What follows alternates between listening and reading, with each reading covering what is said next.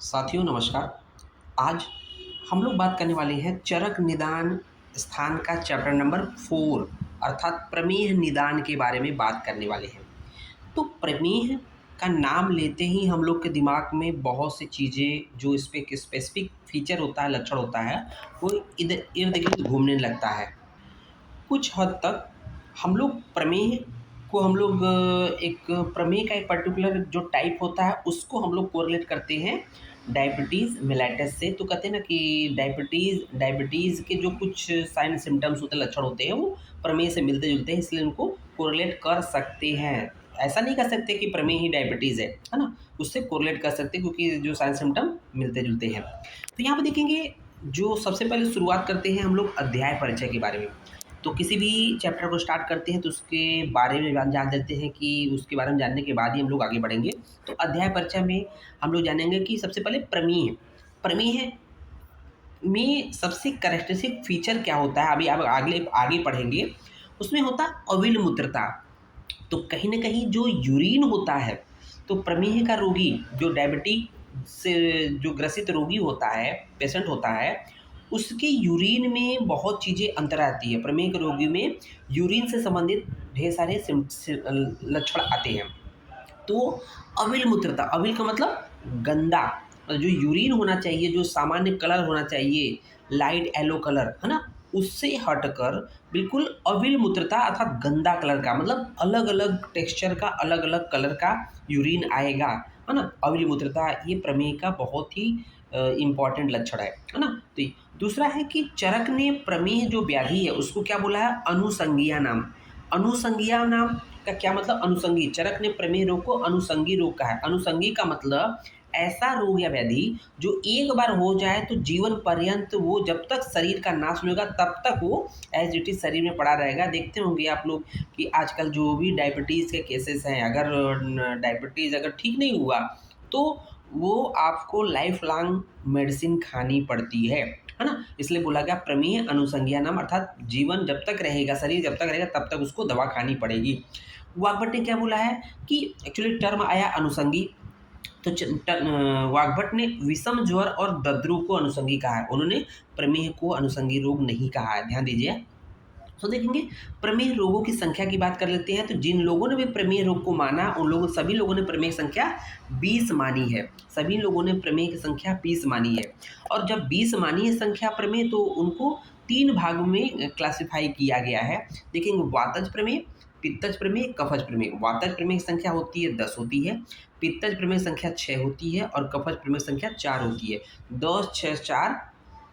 यहाँ पर सीक्वेंस थोड़ा उल्टा हो गया, वातज नहीं ये कफज है, ठीक है ना? जो 10 है वो कफज है, पित्तज 6 है और वातज जो है 4 है। तो ध्यान दीजिएगा यहाँ पर जो वात की जगह कफ कर लीजिएगा, कफ की जगह वात कर लीजिएगा, थोड़ा सा उल्टा हो गया, ठीक बच्चों? उसको देखेंगे प्रमेह रोग में जो दूसरे होता है, वेरी वेरी इंपॉर्टेंट है। प्रमेह रोग में दूसरे, उसकी संख्या 10 होती है, इसके बारे में डिटेल में बात करेंगे। तो ये तो हो गया प्रमेय का, ये अध्याय परिचय हो गया। अब सेकंड पॉइंट हम लोग पढ़ने वाले हैं सिद्धांत विवरण। इसका थ्योरेटिकल पॉइंट हम लोग पढ़ने वाले हैं जो कि आपके निदान चरक निदान 4 में एक्सप्लेन है, ठीक है? तो सिद्धांत विवरण में देखेंगे सबसे पहले संख्या संप्राप्ति। संख्या संप्राप्ति ब्रैकेट में क्या दिया हुआ है? विंशति प्रमेय। विंशति प्रमेय अर्थात 20 प्रमेय होते हैं। तो कैसे होते हैं, क्या क्या होते हैं, इसके बारे में बात करेंगे।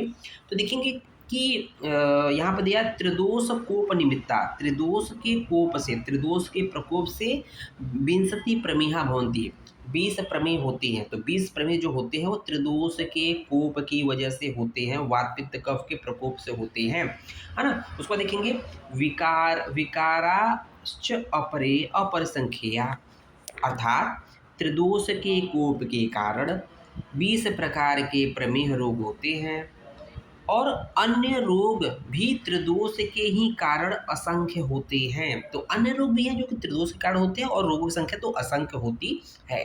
तो मुख्य रूप से देखना था कि प्रमेह एक त्रिदोषज व्याधि है।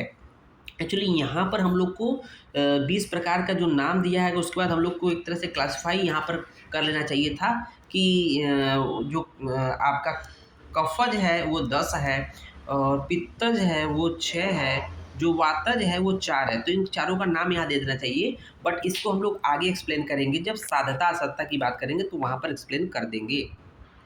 उसके बाद देख रहे होंगे हम लोग सेकेंड पॉइंट क्या है सिलेबस में, दूसरा पॉइंट क्या है कि संप्राप्ति घटक। संप्राप्ति घटक ब्रैकेट में दिया है दोष विशेष और दूसरे विशेष।